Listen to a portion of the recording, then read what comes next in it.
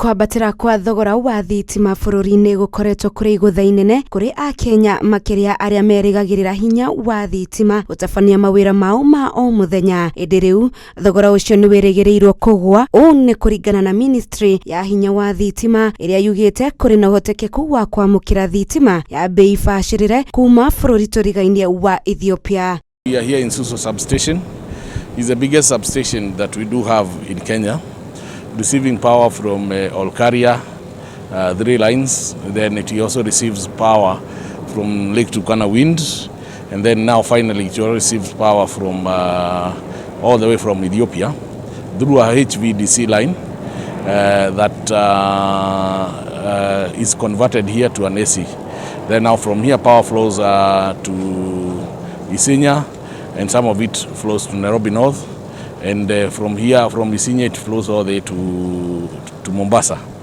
Akiaria ari Narok, mwandiki mukaru ministry-ini ya hinya wa thitima na Petro Alex Wachira ni ugite itua riu riukite riri bururi ucio wirikanite gukorwo uri giikaro kinene kia maminista kuma mabururi ma Africa. There is no better time than a time when we have been hosting the Council of Ministers for the Eastern African Power Pool.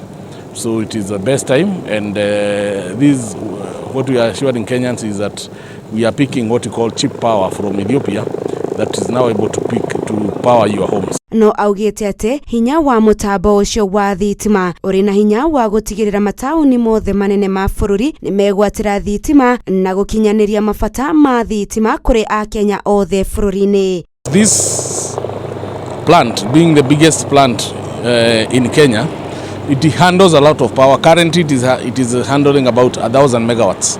That is almost half our peak demand.